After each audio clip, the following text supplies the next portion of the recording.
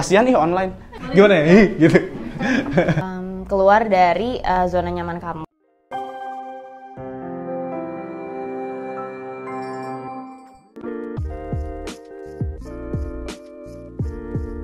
Oke, halo, aku Gary dari Mankom 2016. Dulu di Hima jadi Kepala Departemen Medfokom. Oke, perkenalkan nama saya Zul dari Angkatan 2017. Halo, nama aku Nabila Amelia, aku dari Angkatan 2017. Kerjaan aku sekarang itu aku jadi Human Capital Transformation di PwC Indonesia. Jadi marketing di WIT Indonesia. Aku juga bikin usaha sama teman di PT Wahana Inovasi Teknologi Visual, bikin integrasi teknologi sama desain. Aku juga punya studio desain namanya Cleva, dan aku juga sekarang lagi freelance juga buat di desain, social media strategi, sama digital marketing. Sekarang jadi Creator Growth and Development Manager di TikTok Indonesia. Wah, banyak. Sebetulnya lebih ke arah kultivasi atau membantu mengembangkan kreator-kreator, khususnya kreator di TikTok, untuk grow lebih maksimal sehingga punya influence ke lebih banyak orang. Oke, jadi karena nama divisi aku Human Capital Transformation, jadi aku transforming the firm's value into action. Nah, transformnya gimana? Itu tuh dari campaign-campaign. Jadi sebenarnya intinya adalah aku menyusun dan melaksanakan campaign internal untuk transforming the firm's value into action, seperti itu. Di marketing aku jadi business development, di sales, kadang bantuin tim markomnya juga. Kalau di White atau PT aku sama temen aku biasanya jadi marketingnya sama jadi project manajernya juga.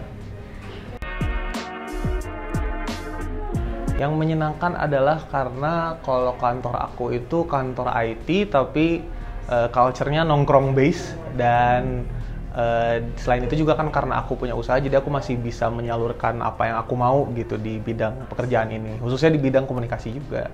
Ketika kita bisa berkomunikasi dengan banyak orang gitu ya, kita ngobrol, kita menginspirasi mereka, bahkan mereka bisa grow jadi kreator yang hebat, yang besar, itu jadi suatu achievement bagi diri kita sendiri gitu lah. Itu jadi hal yang menyenangkan. Ditambah bergaul sama orang-orang famous. Iya. Sebenarnya banyak banget karena mostly campaign-campaign yang dilaksanakan itu kan untuk menjaga kesejahteraan ya, welfare dari employee di PwC Indonesia. Jadi salah satu hal yang paling menyenangkan dari pekerjaan aku adalah bisa bikin orang senang gitu.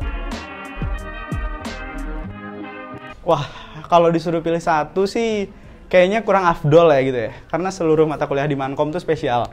Jadi nggak bisa menspesifikkan di satu, karena seluruh pelajaran yang aku dapat di Mankom, baik pelajaran dari mata kuliah atau pelajaran melalui organisasi-organisasi, itu sangat bermanfaat bagi kehidupan kerja aku sekarang.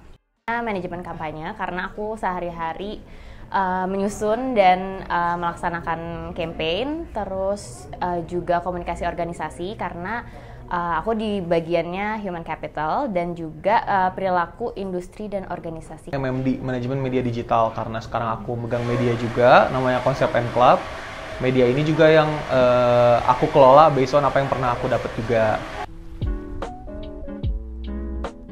Tantangan terbesar itu pertama karena kita di bidang digital marketing ya, jadi situasinya akan terus berubah gitu, eranya akan makin berubah dan kitanya yang harus menyesuaikan.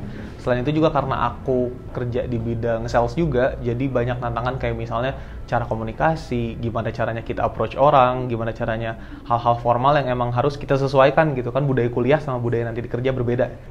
Untuk tantangan pekerjaan aku, kayaknya yang paling besar adalah ekspektasi orang-orang itu sendiri ya, karena aku nyusun dan membuat dan melaksanakan campaign secara untuk internal, jadi feedback yang aku dapatkan tuh bisa langsung gitu, karena orang-orang kantor bisa langsung aja bilang acaranya agak kurang gini ya gitu, atau kayak kok kayaknya nggak kerasa sih kalian ngadain campaign ini gitu kan. Tantangan terbesarnya sih lebih ke arah bagaimana kita menyesuaikan diri ya, karena kan kreator itu banyak tipenya. Ada kreator yang memang dia sudah ngerti tentang apa itu konten kreator dan pembuatan konten, tapi ada juga yang enggak gitu. Nah itu jadi hal yang susah ketika kita nyesuaiin gitu ya, bagaimana cara kita ngomong ke orang-orang yang udah paham sama orang-orang yang belum paham sama sekali tentang media sosial, bagaimana personal branding dan lain sebagainya. Cara membangun karir. Cara membangun karir sih menurut aku perlu ada persiapan jauh-jauh ketika kita masa kuliah gitu ya. Ketika kuliah sendiri kita harus nyiapin diri kita mulai dari kuliah, jangan belang betong ya, jangan bolos gitu, jangan tipsen. Sama yang kedua adalah cari pengalaman sebanyak mungkin juga semasa masa kuliah. Karena ketika kuliah itu momen dimana kalian bisa eksperimen, ikutan banyak kegiatan yang mungkin akan bermanfaat bagi kalian di kedepannya nanti. Harus tahu dulu kamu mau kerja di bagian apa, kamu mau kerja di bidang apa. Terus kamu fokusin diri kamu untuk lebih berkembang gitu. Jadi kayak kamu mengembangkan diri kamu di satu bidang itu aja. Jadi nggak usah kayak good at everything at once, tapi kayak being good at one thing itu menurut aku juga cukup sih. Gitu. Mungkin kalau boleh saran ya, jangan terlalu picky pertama tentang apa yang akan kalian hadapi gitu. Kalian juga belum tahu itu tentang dunia pekerjaannya gitu mungkin ya. Dan yang kedua, kita juga harus selalu punya acuan untuk terus berkembang gitu. Kita nggak ingin ada di satu job atau di satu posisi yang terus gitu-gitu aja gitu. Kalau untuk pengembangan karir sih itu. Tips dari aku sendiri, harus berani coba hal baru dan juga harus berani keluar dari zona nyaman kamu. Ya. Coba aktif di beberapa organisasi dan di beberapa bidang yang belum pernah teman-teman coba gitu. Jadi biar teman-teman tahu mau kerja di mana, mau kerja di bidang apa gitu. Seperti yang tadi sebelumnya aku sampaikan juga, supaya teman-teman bisa tahu passionnya di mana atau kayak sukanya tuh di mana. Coba-coba intern mungkin ya. Jadi biar ada pengalaman kerja dan biar teman-teman juga bisa tahu gimana caranya membagi waktu, terus melatih profesionalisme teman-teman juga gitu. Jangan ragu untuk ikut proker-proker atau acara-acara hima gitu ya, terutama hima nih gitu ya, proker hima. Karena proker atau program kerja itu sebetulnya miniatur kecil nih, hima organisasi itu miniatur kecil dari nantinya yang kita hadapin di dunia kerja. Nah, bakal 11-12 tapi nanti di dunia kerja bakal lebih PR. Soalnya ada budget perusahaan dan ada kepentingan perusahaan juga yang harus kita jaga. Nah, lalu yang kedua, selain ikut organisasi yang ada di himpunan, teman-teman juga tetap harus aktif ke organisasi di luar himpunan itu sendiri. Cari pengalaman sebanyak mungkin, dan juga kalau teman-teman memang mencari akademik, bisa ikutan berbagai macam lomba yang diadakan oleh kampus-kampus atau oleh Vkom itu sendiri. Gitu. Pertama, mental, satu. Kedua, selain knowledge juga kita harus siap sama apa yang mungkin nggak kita expect gitu. Ketiga juga kita harus cari pengalaman dari orang-orang yang udah mengalaminya gitu. Kayak misalnya nanya-nanya sama alumni gitu, nanya-nanya sama orang yang udah pernah kerja di bidang tersebut gitu. Harus berani coba hal baru, berani keluar dari zona nyaman, supaya teman-teman bisa tahu apa yang sebenarnya teman-teman pengenin gitu. Nah, kalau untuk Purple People, aku sih inginnya sekarang Hima udah mulai keren ya, dan semoga makin keren ke depannya. Semoga juga Hima ini bisa jadi wadah buat teman-teman untuk terus berkembang, untuk lebih kreatif, dan untuk terus bergerak di bidang komunikasi sebagai anak-anak Mankom yang bisa membanggakan prodinya, teman-temannya, dan Himanya juga gitu. Percayalah, apapun yang kalian pelajari, mata kuliah apapun gitu ya, pasti akan bermanfaat. Baik mata kuliah, pengalaman-pengalaman volunteer gitu ya, sukarelawan yang nggak dibayar gitu ya, teman-teman mungkin sering nih ikut-ikut proker tapi nggak dibayar. Tapi yakinlah, pengalaman-pengalaman itu yang ngebangun mindset, yang ngebangun diri teman-teman, supaya nanti teman-teman bisa lebih matang ketika sampai ke dunia kerja gitu. Oke, satu kata mungkin nongkrong gitu ya. Ini tempat-tempat nongkrong kalau udah cabut kelas, pengen nongkrong sama teman-teman, ngobrol-ngobrol, gosip-gosip tipis-tipis, selalu di sini pasti. Ya, memori masa muda gitu ya, waktu saya kuliah. Oke, ini gambar kontak ya. Nah di Bangtek ini sebenarnya kalau waktu dulu ini tempat kita ngumpul kalau misalnya habis kelas. Tapi kalau misalnya waktu angkatan aku pribadi sih dulu lebih sering nongkrongnya di Blagedung, belakang gedung 2 itu singkatan. Nah di belakang gedung 2 tuh ada tongkrongan aku lah sama teman-teman. Tapi Bangtek ini juga cukup memorable sih. Karena cuma ada di Vkom kalau nggak salah yang hijau kuning ini. Yang muncul pertama kali di pikiran aku adalah Marman. Kenapa? Karena dulu pas waktu kita preparing untuk Marman, itu tuh kayak hampir semua departemen atau divisi itu pasti rapatnya di Bangtek. Ini kantin nggak sih? Oh iya kantin. Kantin ya makanan lah, pokoknya ada kantin-kantin tertentu yang harganya mahal banget kalau zaman dulu. Kayak jangan ke situ. Dulu juga sering beli nasi goreng katsu sama abejah ya. Kalian udah ke kantin nggak sih? Nah, dulu tuh ada abejah tuh. Dia jualan nasi gila sama dulu tuh waktu di KMF pernah bikin event di sini seru banget sampai jam 11 malam kita denger lagu. Wah, apa namanya? Micro Gigs.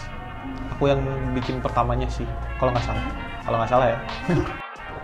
Oh, ini kantin. Kalau nggak salah dia udah rada berubah ya sekarang. Oh, nggak pernah ke kantin ya? Oh, masih online ya. Ini tuh sangat memorable sih, karena jadi aku ada teman namanya Hani. Kita tuh pasti kalau misalnya ada jeda waktu gitu ya dari kelas pagi mau ke kelas nanggung yang jam 10 itu pasti kita selalu makan somai. Jadi yang paling aku ingat adalah somai. Terus juga ini kalau misalnya di waktu-waktu tertentu susah banget cari tempat duduk ya, kayak kalian harus salah satu manfaat networking adalah bisa mendapatkan tempat duduk di kantin. Jadi kayak misalnya kalau misalnya kalian gak nemu tempat duduk, kalian cari aja teman kalian gitu, langsung kayak join duduk, jadi dapat tempat duduk kan. Kalau misalnya kita kayak udah dead end itu kalau udah emang ada tempat dan juga nggak ada teman di sini, jadi kita nggak bisa duduk di sini.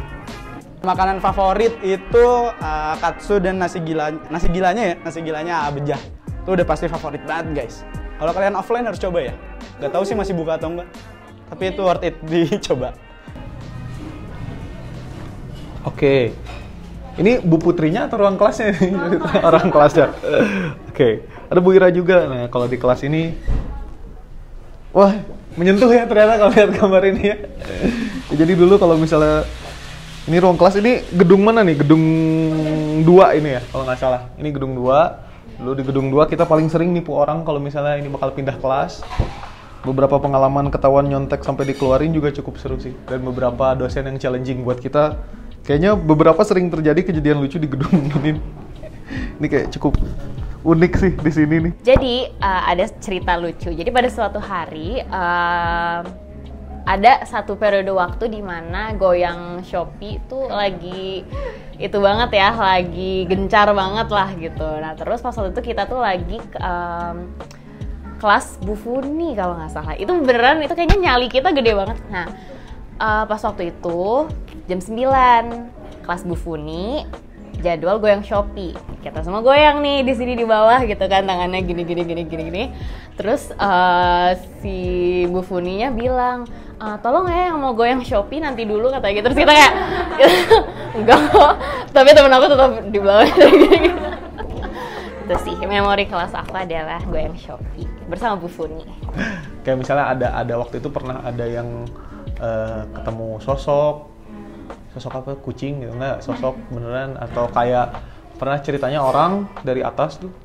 Jadi misalnya temen gue nih di sini, terus ada orang turun, temennya disapa sama dia, nah taunya turun lagi temennya, nah, terus yang tadi siapa gitu. Nah, sering terjadi lah yang kayak gitu mah di kota-kota besar kan.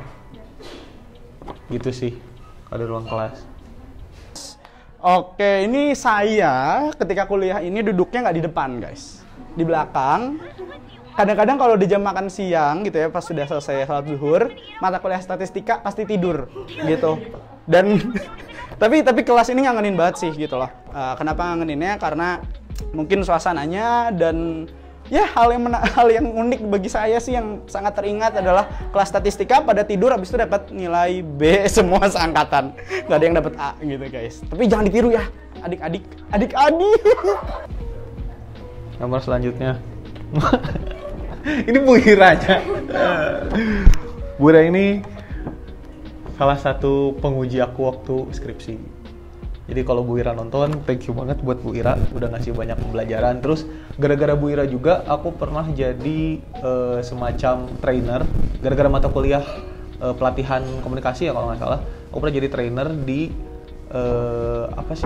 Bapenas buat desain infografik. Itu thanks to Bu Ira juga, karena pertama kali dapat duit banyak dari Bapenas gitu, thanks to Bu Ira. Dan emang Bu Ira ini kalau buat aku pribadi salah satu dosen yang ikonik karena ramah senyum banget ya kebetulan ya.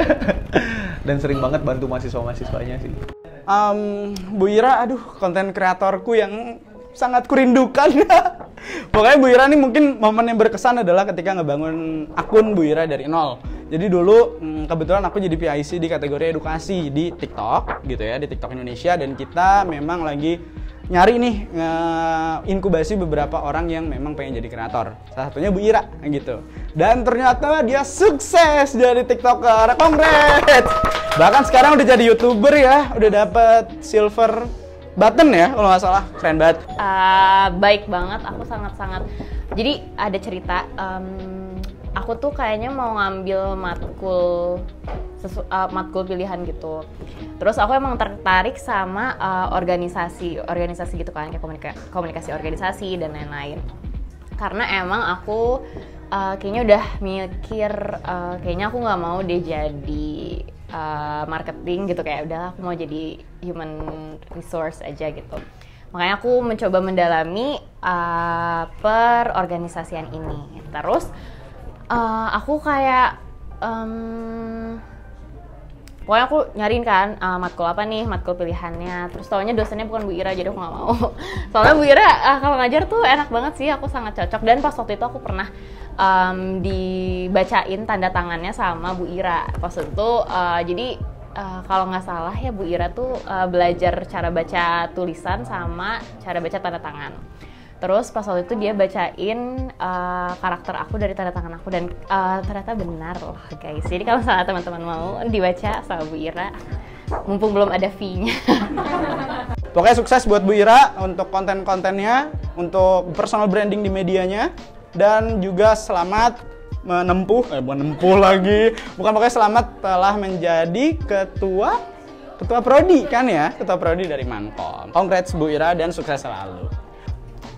Ini adalah kayaknya kalau anak Mankom nggak tahu ini keterlaluan ya. Ini Jahim. Apa ya cerita lucunya? Pas Hima itu aku departemen PSDMO. Pas itu aku ngurusin apa ya? Nggak, aku akadep. Terus terima kasih. Terus aku juga dulu konseptor. Terus aku dulu VPO 1. Aktif gue. Terus aku juga BPA. Pas waktu itu aku koordinator BPA juga. Cukup aktif aku bersama jaket ungu ini. Walaupun sebenarnya ini lucunya adalah pas waktu zaman-zaman intro kan panitia tuh harus pakai jahim ya, dan pas waktu itu kayak udah scattered di mana-mana gitu si jahimnya. Terus kita kayak udahlah asal pakai aja. Terus kayak pas itu aku pernah kayaknya lagi ngosjur kan. Aku tuh nggak pakai jaket, aku kalau nggak salah ada namanya ya kan. Nah terus ada anak Mankom gitu ketemu aku. Terus kayaknya dia ya aku nggak kenalan juga sih, jadi dia nggak tahu nama aku kan. Terus jadi dia manggil aku nama orang itu. Pas aku lihat, loh kok dia manggil gue bukan nama gue ya. Terus pas aku lihat ternyata aku salah jaket gitu. Terus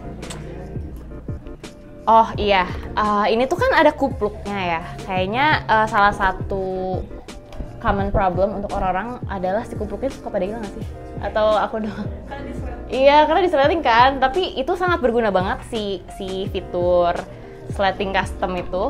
Karena kalau misalnya hujan, kadang tuh aku kayak suka ya udah pakai itunya doang gitu kan. Jadi itu fitur yang well thought lah ya. Aduh, memori aku yang paling unik nih ya dari Jahim ya. FYI nama gue salah ditulis di sini. Salahin ke anak 16 tuh ya. Nama gue ditulis bukan Zuljuhdi Nasution tapi Juljuhdi J dua-duanya. Sorry banget nih ya. Aduh, bukannya nggak respect tapi maaf itu salah gitu. Pokoknya Jahim ini jadi salah satu aset wajib. Dulu ada Jahim Day. Sekarang masih ada nggak sih? Nah, jadi Jahim Day itu kayak udah ungu-ungu gaya asik masuk Vkom pagi-pagi udah kayak abang-abangan aja jalan bareng set gitu. Pakai Jahim. Ini udah kebanggaan banget dari Mankom karena warnanya ngejreng banget gitu ya. Dan sebetulnya sampai sekarang masih dipakai sih ya sama saya, masih disimpan. Walaupun namanya masih salah. Maaf ya angkatan 16. Mankom tuh dulu awalnya gue menolak warna ungu. Kayak apa sih ungu? Justin Bieber. Meskipun Justin Bieber bagus ya, Justin Bieber good, tapi kayak ungu apa sih gitu kan. Tapi ternyata lama-lama kayak cinta juga nih sama warna ungu. Kayak sayang-sayang aja gitu. Gitu sih paling masalah Jahim. Kalau misalnya di himanya dulu penyematan sih kalau buat aku pribadi. Mungkin kalau angkatan-angkatan online kasihan buat kalian, saya turut berduka cita. Kalian nggak ngalamin keseruan ospek-ospek dan lain-lainnya gitu. Dan ya Jahim ini, waktu aku mengenakan Jahim ini tuh banyak banget pengalaman yang bisa aku ambil gitu. Mulai dari belajar di Medfo sampai bikin agency itu juga awalnya gara-gara Medfo gitu. Jadi kayak emang thanks to Hima sudah menyalurkan apa yang aku inginkan, dan emang ini juga pembelajaran hidup yang mungkin gak akan aku lupain gitu di Hima tuh gitu. Kalau buat siapa sih BPH yang nonton ini, terutama teman-teman, terutama Nanda, kahim saya gitu yang kelakuannya agak minus dan kosannya berantakan gitu. Thanks buat pengalaman-pengalamannya, dan thanks juga udah mercayain gue waktu itu buat jadi kadep juga sih.